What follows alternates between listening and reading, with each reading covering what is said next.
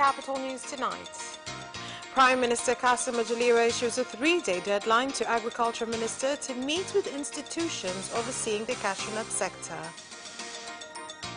A man is feared dead after a boat capsizes in Lake Mumbela due to strong winds.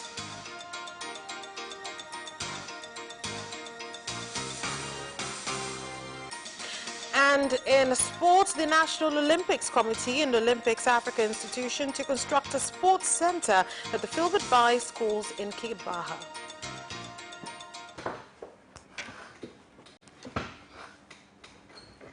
Good evening, this is Capital News at 9:30. My name is Vanessa Victor. Let's start things off with the national news. The Prime Minister, Majaliwa, has issued a 3-day deadline to the Minister of Agriculture, Japhet Hasunga, to meet with government leaders, including institutions overseeing the cashew nut crop, in order to coordinate procedures for the coming season. Prime Minister Majaliwa gave the directive after touring Yalin, a cashew nut processing factory in Mtwara region, where he also directed regional commissioners from regions which grow the crop to monitor harvesting and buying of cashew nuts. In the coming 3 days, I have directed the minister in charge to meet government leaders and plan strategically on how to manage the crop, including board members and the leaders of cooperative groups. I am directing regional commissioners of all regions that grow cashew nut should spend more than 60% of their time to supervise the crop, so that there shouldn't be any misunderstandings within cooperative groups, farmers or buyers. Buyers should earn profit from their business, farmers should benefit from their harvest, and cooperatives should monitor the process for the benefit of the cooperative groups. We don't need our country to go through unnecessary misunderstandings. We are happy from the visit of Honorable Prime Minister. We hope the coming season our company will be given priority for buying cashew nut that will allow us to have job to do throughout the year. As women, when the company is running, then we earn something to help our families at home. Honestly, I'm grateful in regard to challenges that we have been going through. They are quite normal.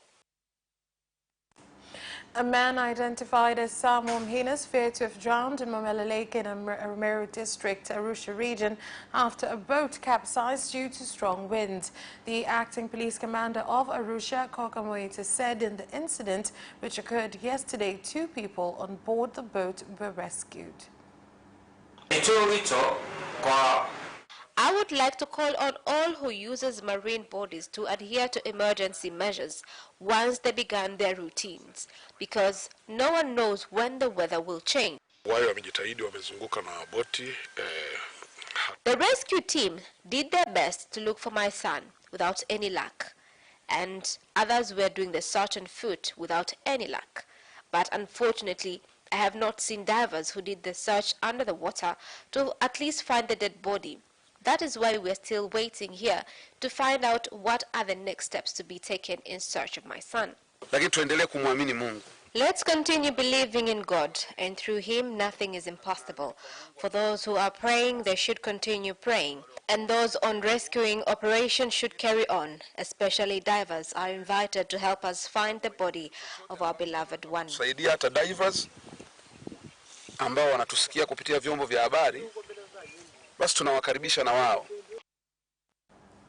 The former Vice President of Tanzania Football Federation, Michael Wambura, has told Kisutu Resident Magistrate Court in Dar es Salaam that he has written a letter to the Director of Public Prosecutions seeking to be pardoned and to admit to his offences. The former Director of Planning, Monitoring, Evaluation from the Prevention for Combating of Public Prosecutions, Kuthum Mansour, has also written to the DPP admitting to corruption offences against her. Senior State Attorney Wankio Simon adjourned both cases until the 16th of October this year, when they come up for mention. The Minister of Energy, Dr. Medad Kalemani, has said that Tanzania will soon make oil discoveries due to various studies indicating there is oil in some parts of the country. Minister Kalemani made the statement in Dar es Salaam during an oil and gas forum. Ni kweli hatujagundua mafuta. It is true that we have not discovered oil till today.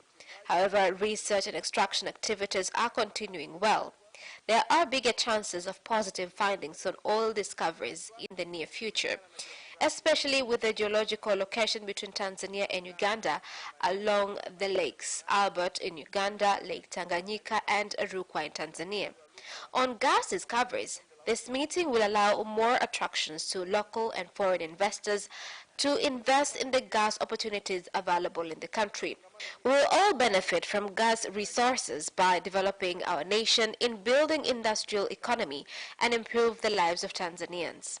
Tanzania as a country have constantly continued to improve our policy instruments, but also to improve our institutional frameworks so as to not only cater for the development of the industry, but also to enable effective monitoring and regulation. Ladies and gentlemen, our National Energy Policy and the Petroleum Act of 2015 were formulated and enacted to bridge the gaps and address challenges that had initially existed in the industry. The policy, for instance, clearly emphasizes on the availability, affordability, and reliability of the energy services, since these are the key elements that will facilitate Tanzania to become an industrial nation by the year 2025.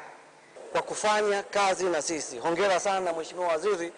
We would like to congratulate Honorable Minister and the government at large for working with us, because our President has shown confidence, power, and patriotism in this matter. What we are doing is cooperate with our President in building all of this that have been brought here today. More than 67 countries are participating in this conference. Members of the Content Committee of Tanzania Regulatory Communication Authority, TCRA, have toured ITV, Capital TV, Radio 1, Capital Radio, East Africa TV, and East Africa Radio, commending the stations on professionalism in undertaking their work. The Vice Chairman of the committee, Joseph Mapunda, said that TCRA has great belief that the stations will continue to work by adhering to ethics and that the authority will cooperate with them so as to enable them to achieve their goals.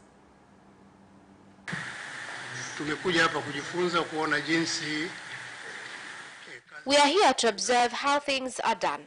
We are very impressed with leadership of this media company, high-end technologies, and good working environment.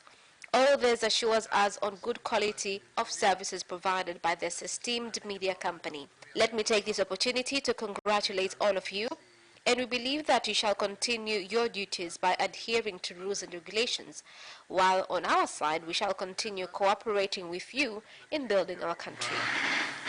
Tatimiza malengo yenu kwa mujibu wa sheria na kanuni, na sisi tupo na ninyi kila wakati. A delegation of the Environment, Conservation and Nuclear Security Parliamentary Committee from Germany has started a tour of environment and conservation as well as anti-poaching projects funded by the German government at Serengeti National Park and neighboring areas. The delegation has expressed satisfaction on how these projects are being implemented. Continue supporting, I'm quite sure, because this is a very important issue, and the rangers here are making a big job, a very big job. I think it's not easy to organize all this and all these dangers and threats and complications and the lack of water and I think they're doing quite well. And to protect this biodiversity, that's for the whole world. The German project has helped us at a larger extent since they have been supporting security issues by providing patrol vehicles, where annually they have been providing not less than 5 vehicles. Honestly, Germany institutes like Frankfurt and now TFDW, they have been supporting us a lot. The District Commissioner of Kigamboni, Sarah Msafiri, has directed a road closed by an investor to be reopened after a rescue operation on a stranded cargo ship. MV Zuhura faced challenges due to the investor's decision to close the road from public use. Hali ya Mikenge kwa kweli kwa swala letu la barabara ni The road issue is quite challenging, as I remember when we started living in the city. Lately, there was a ship that had a technical challenge and landed to Kimbiji shores. Because of poor roads, we failed to assist them with any social support because there was no means of sending cars to the shores. We helped them, but under difficult circumstances. Our call to the government is to open Mikenge Road and reach the shores of Kimbiji. Our call is for the road to be opened so that we could even have means of reaching the shores. Even if there are emergencies around, we can be locomotive free. We have to look at the agreement reached. This is all for international news. We agreed that residents will leave 8 meters. I would like to call on investors to adhere to advices given to them.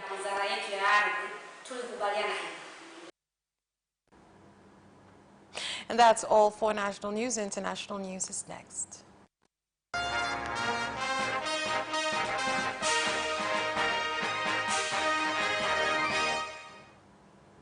And in international news, the governor of the Central Bank of Tanzania, Patrick Njoroge, said more than 7 billion shillings of the old generation 1,000 shilling notes have become worthless. This is after only 7.386 million pieces were returned by the October 1st, 2019 deadline. At the end of September, when we turned off our system, meaning closed businesses, transacted with our banks, shook hands with the banks and their computers, and we finished our business here, posted all the things, and then switched off our systems. We had received 200, I'll just read it, 209 661 000. So 209 million pieces. That's what we had received. And that's what we'll destroy to make briquettes. And members of the Independent Electoral Commission in Burundi have pledged to ensure the 2020 election is free and fair. The head of the commission, Pierre Clave Kazihise, has urged members of the commission to make sure they implement their responsibilities for the benefit of the nation.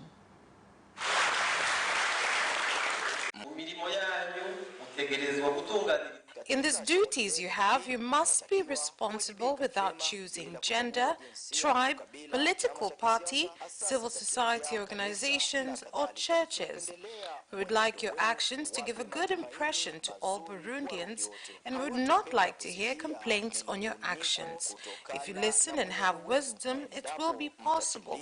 You will have earned respect, and earned respect for those who trusted and appointed you.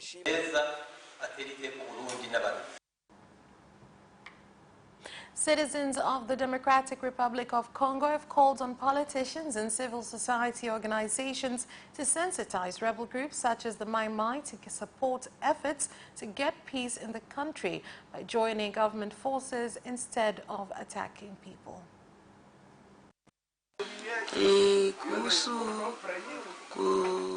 Politicians and civil society organizations have started a push against Mai Mai fighters in many places east of the DRC, including villages in Ituri, Kivu North and Kivu South regions, as this is not a time to be fighting anymore, troubling citizens who have struggled for a very long time.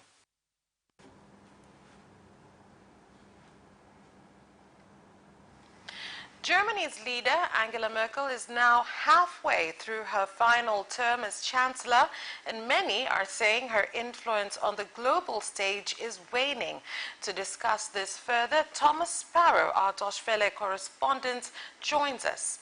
Thomas, with stability and compromise having been key in Chancellor Merkel's design, is this still working, especially with restraints that have been placed on her by her Social Democrat coalition partners and the looming possibility of snap elections? That is a very good question. When you talk about Angela Merkel and her leadership, we have to understand that this is her last term in office, that after the elections in 2017, Angela Merkel and her Conservative Party had a lot of trouble trying to form a coalition. In other words, trying to find a partner with which they could form a government. In the end, after many months, the Social Democrats, one of the big parties here in Germany, decided rather reluctantly to work with Angela Merkel's Conservatives in what has been described as a grand coalition. And to continue with these descriptions, it has also been described as a marriage of convenience and not as a marriage of love. And that has led many to say that this government has been slow, that it has had trouble presenting and implemented some of his key policies, and that instead it has been more interested in dealing with infighting and sorting out conflicts and issues between the governing parties. And that has obviously had an impact with Angela Merkel's role internationally. As you say correctly, Angela Merkel's role internationally has been focused on multilateralism, on trying to have shared leadership, on working together with other countries in continuity. She has been in charge of the German government since 2005, so for a very long time.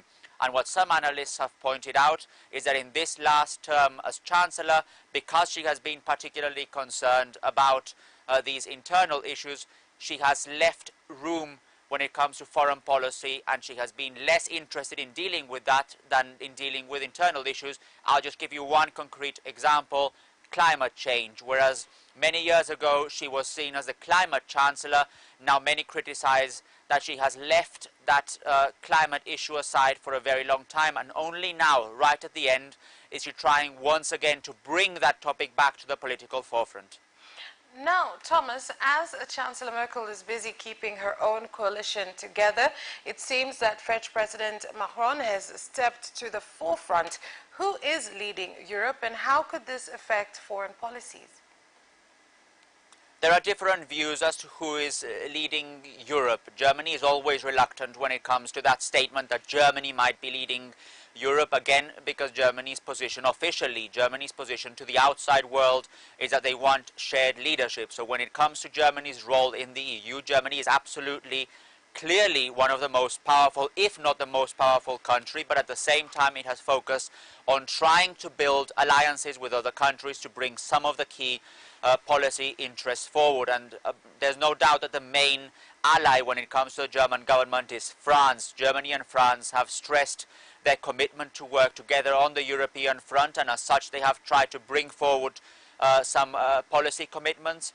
But again, as Angela Merkel is more focused on the internal issues, some have believed that Emmanuel Macron, the French president, has actually stepped forward to try and take that leadership role when it comes, for example, to trying to find a solution between Iran and the United States, or at least mediating to try and find a compromise between these two countries, or other issues as well.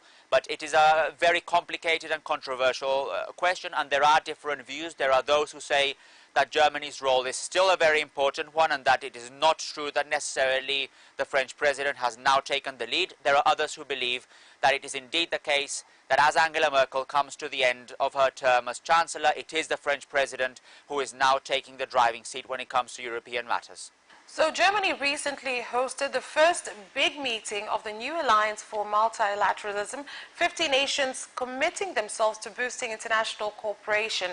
Is this a new way for Germany to look at foreign policy, and what can we expect from the second half of Chancellor Merkel's term? No, I wouldn't say it is a new way for Germany to look at its foreign policy. In fact, if you look at Germany's recent history, it has been one of the key tenets of German foreign policy to try and work together with other countries. You obviously have to mention that there have been some instances where Germany has made decisions unilaterally, decisions that, by the way, have been criticized by other countries. But in general, the official position, as far as Germany's foreign policy is concerned, is to try and find partners and find allies with which it can work together on the global stage. The biggest partner, as I already mentioned, is France. And by the way, Germany and France have been working together on this so-called Alliance for Multilateralism, which precisely tries to bring together countries that could work together on a case-by-case basis to try and solve some of the world's biggest problems, or at least try and find common solutions and common ideas. That is precisely what is new. So it's not necessarily a new focus of German foreign policy, because Germany has again focused on multilateralism for a long time, but it is new that it is now pushing for an alliance with other countries around the world. Thank you again, Thomas, for that insight, and we shall be talking soon, I'm sure. And that special report ends our international news. We'll be back with business news after this break. Watch Business Edition as we talk to business leaders and experts in sectors that are transforming Tanzania's economy. To be rich, I have to be a business person. It's not an easy road at all. People need to understand. You must quickly think, how cost effective are you going to be? Business acts as a way in which it can bridge that gap. Business Edition will keep you informed on latest developments in the financial sector, extractive industry, tourism, agriculture, energy, construction, and so much more. Meet entrepreneurs who create employment opportunities. Watch Business Edition on Friday at 8:15 p.m.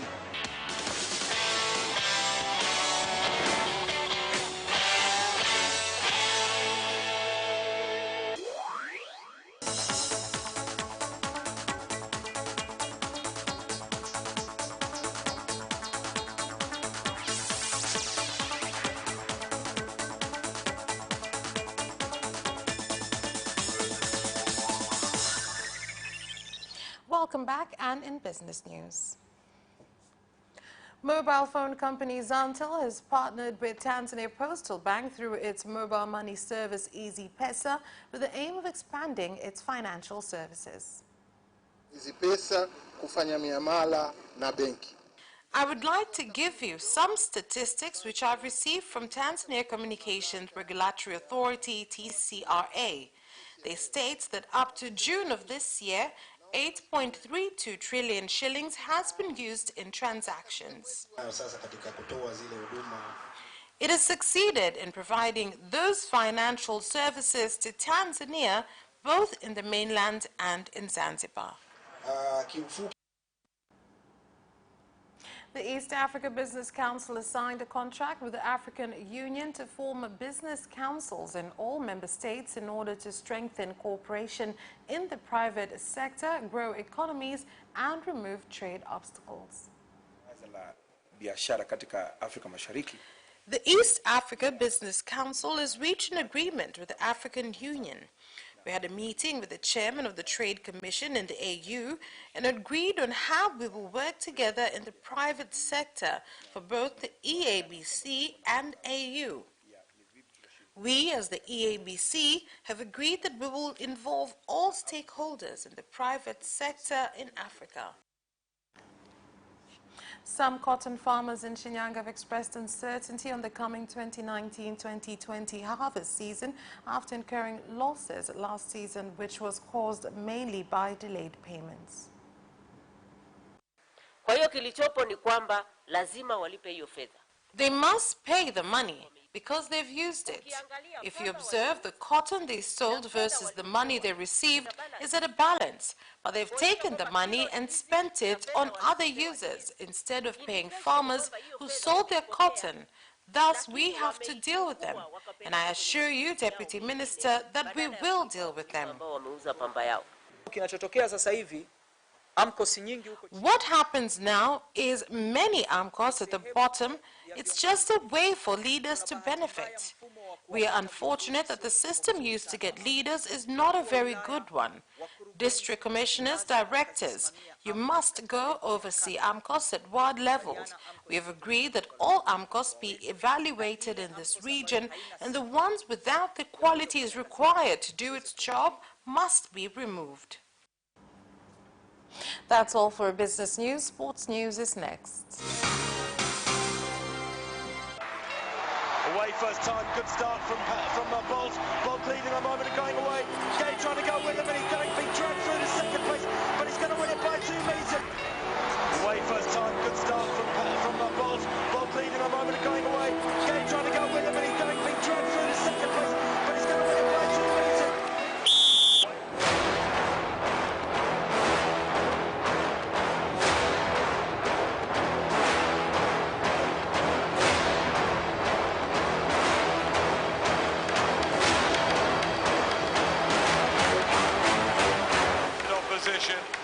Tokyo.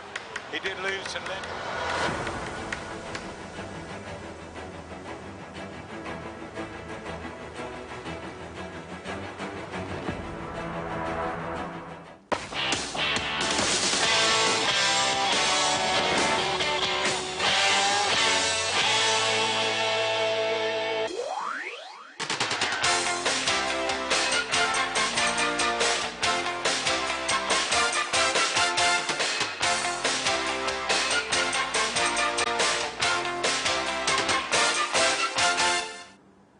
And in sports, the National Olympics Committee has reached an agreement with Olympics Africa Institution, which is under the International Olympic Committee, on construction of a sports center at the Filbert Bay schools in Kibaha.